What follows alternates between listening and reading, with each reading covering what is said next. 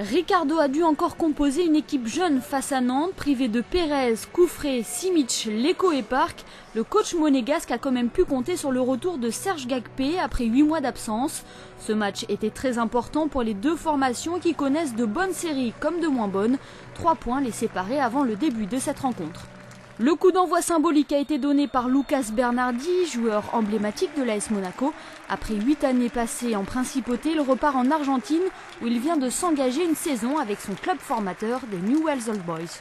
Ce sont les Monégasques qui se créent la première occasion de cette partie à la 4e minute de jeu. Muratori sur le côté gauche, centre pour Licata dans les 20 mètres, mais la frappe de l'attaquant n'est pas cadrée. Elle passe à côté des buts de l'ancien gardien parisien Jérôme Alonso. Nantes réplique dans la minute qui suit sur ce centre de Tall, mésentente entre Ruffier et sa défense, et c'est Bakayoko qui en profite. Il inscrit le premier but de cette rencontre. On est à la 5e minute de jeu.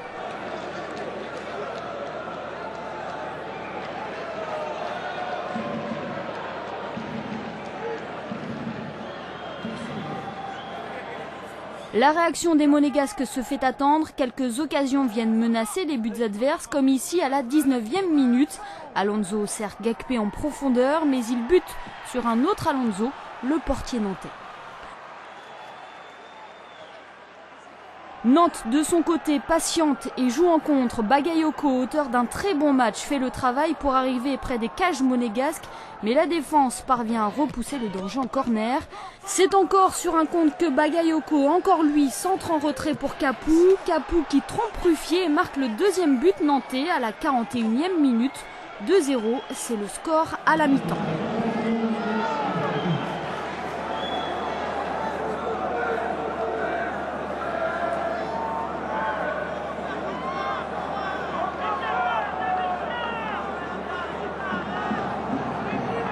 Au retour des vestiaires, Ricardo choisit la solution offensive en remplaçant Pokrivac par Molo. Mais les Monégasques ne parviennent pas à déséquilibrer le bloc nantais et Alonso passe une soirée plutôt tranquille. Le tournant du match se déroule à la 75e minute de jeu. Buteur puis passeur décisif, Bakayoko se fait expulser pour avoir bousculé l'arbitre. Les Nantais jouent désormais à 9 contre 11 après la sortie de Maréval blessé au cervical et donc le carton rouge de l'attaquant malien. Ricardo effectue un dernier changement en remplaçant Mongongu par Sagbo. Même en supériorité numérique, les Monégasques n'arrivent pas à inquiéter Alonso. À la 86e, Licata profite de l'hésitation de la défense nantaise pour réduire le score, mais trop tard. Les Nantais repartent de la principauté avec les 3 points de la victoire. Monaco subit sa 5e défaite à domicile et reste désormais sur 4 matchs sans victoire en championnat.